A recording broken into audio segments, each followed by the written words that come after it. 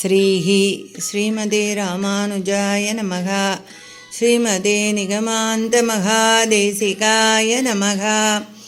श्रीकुलशेखरदिव्यसूरीकृता श्रीमुकुन्दमाला श्रीरङ्गरामानुजमहादेशिकाय नमः।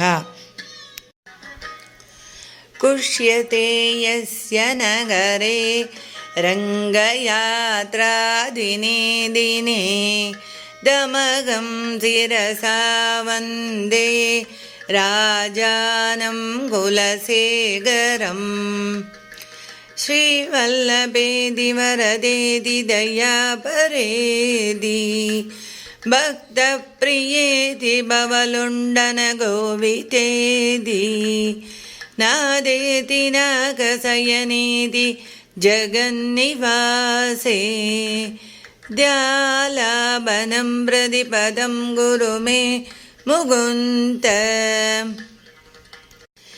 जयतु जयतु देवो देवकीनन्दनोऽयं जयतु जयतु कृष्णो वृष्णिवंशप्रदीपः जयतु जयतु मेघश्यामल कोमलाङ्गो जयतु जयतु पृथ्वीभारनाशो मुकुन्दः। मुकुन्दमूर्त्ना प्रतिपद्य याचे भवन्तमेकान्तमियन्तमर्तम् अविस्मृतिस्त्वच्चरणारविन्दे भवे भवे मेस्तु भवत्प्रसादात्।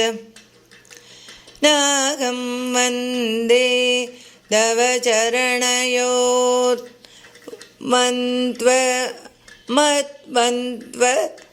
हेतोः गुम्बीबाहं गुरुमभिहरे नारकं नाबनेतुं रम्या रामा मृदुधनुलता नन्दनेनाभिरन्तुं भावे भावे हृदयभवने भावयेयं भवन्तम्।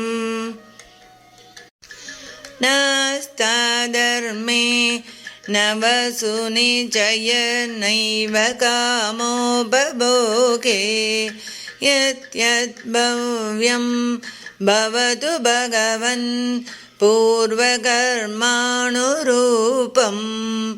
एतत्प्रार्थ्यं मम बहुमतं जन्म जन्मान्तरेऽपि त्वत्पादाम्बोरुह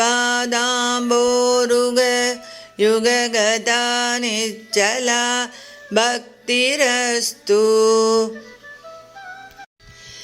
दिवि वा भुवि वा ममास्तु वासो नरके वा नरकान्तकप्रकामम् अवतीरित सारतारविन्दौ चरणौ ते मरणेऽपि चिन्तयामि।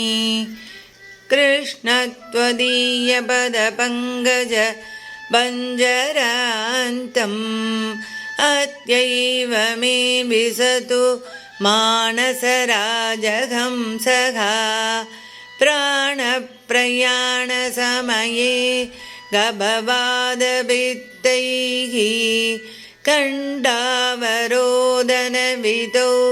स्मरणं कुतस्ते। चिन्तयामि हरिमेव सन्दतं मन्दमन्द हसिदाननाम्बुजं नन्दगोपदनयं परात्परं नारदादि मुनिबृन्दवन्दितम्। करचरणसरोजे गान्धिमन्नेत्रमीणे श्रममुषिभुज भीसिव्याकुले गादमार्गे हरिसरसि विहाग्याभीय तेजोजलौकं भवमरुपरिगिन्न केदमद्य त्यजामि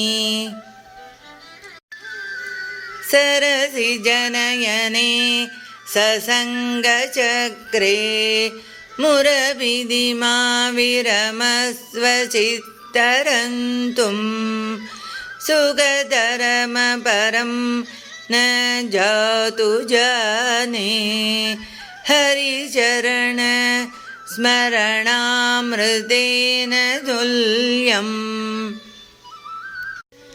अडियेन् रामानुजदासन्.